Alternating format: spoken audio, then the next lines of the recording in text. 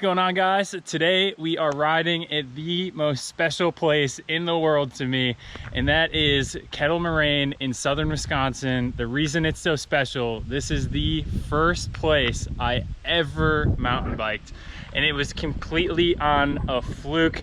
I wasn't even planning to ride or anything. It just ended up happening. I'll talk about that more in a little bit. For now, let's go hit the trails. Today we are riding with my great friend Ben.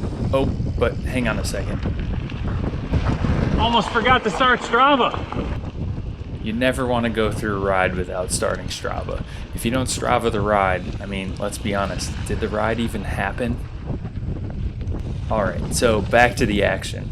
Ben is an ex-collegiate racer, and as much as I would love to make jokes about how he's all washed up now and slow, unfortunately that is not the case. Ben is by far the strongest rider I know, and I can guarantee that he has more KOMs than you.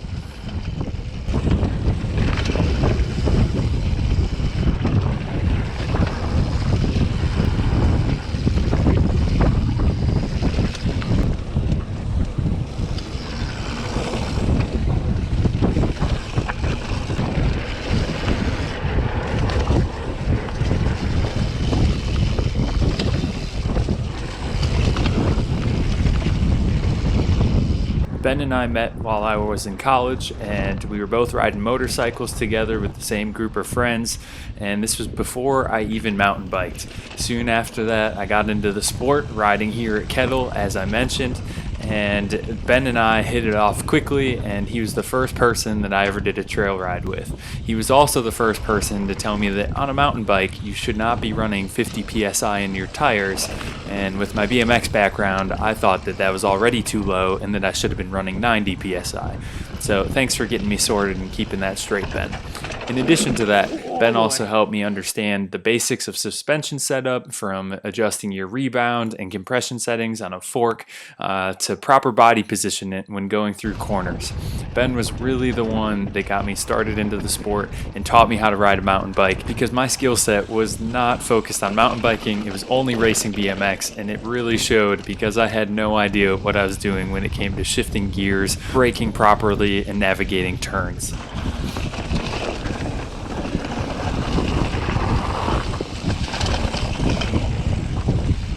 Right now, we're cruising down the Blue Loop, the longest loop at the John Muir system. It's approximately 10 miles long. It'll take us from the parking lot in a giant clockwise loop all the way around back to the parking lot again. Speaking of the parking lot, they also have an awesome skills area there. We're going to take a quick intermission and go jump into that now.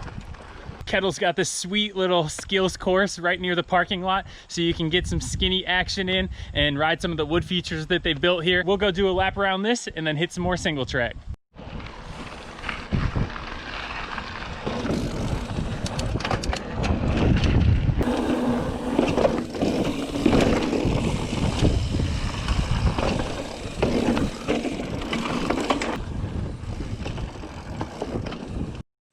Since being back in my hometown area in the Midwestern United States, I've been riding so many skinnies. We need a lot more skinny action. I'm gonna have to start building some of these at the local trails in Italy. We just need so much more of this.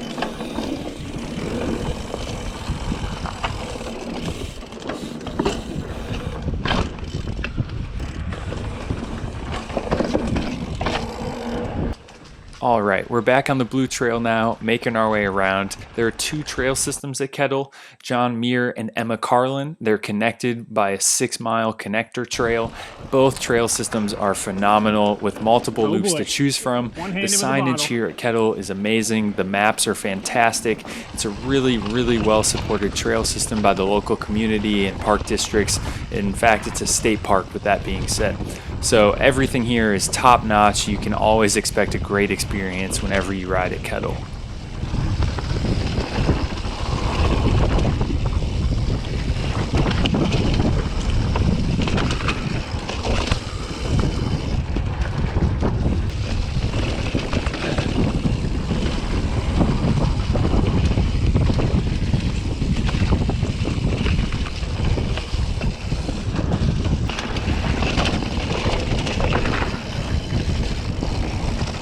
One One of the things I love most about this trail system is the constant changing environment while we're riding through the woods. You go from dense forest and extreme underbrush, and then we make our way into the beautiful pines with nothing but pine needles coating the forest floor below. And then we even get into wider prairie settings, oftentimes with sand, and it's an area that's referred to as the beach. And you're literally just riding across sand in the middle of this prairie, and it feels like you're on a beach. So Kettle is just so wonderful with the wide variety of terrain that's available, and it provides such a unique experience while you go from zone to zone. Like every 2 miles, it's like you're riding in a completely new trail system. Oh boy, that was sketchy.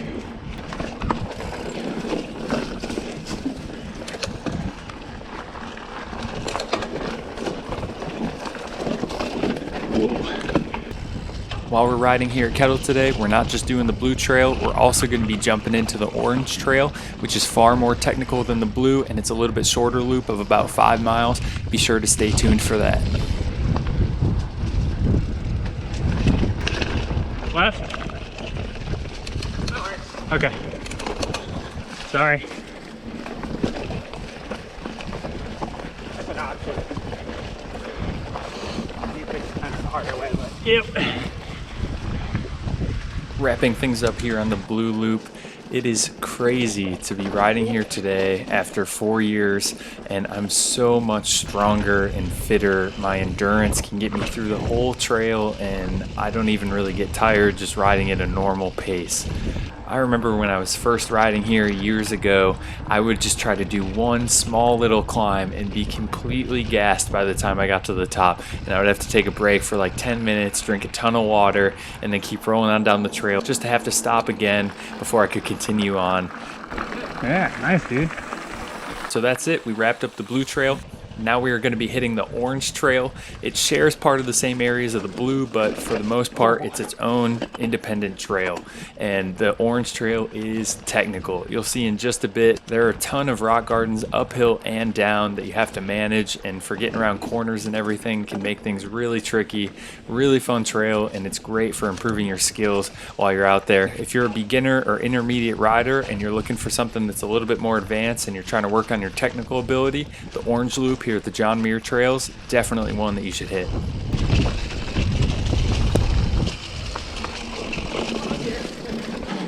Oh yeah. I'm noticing. Yeah.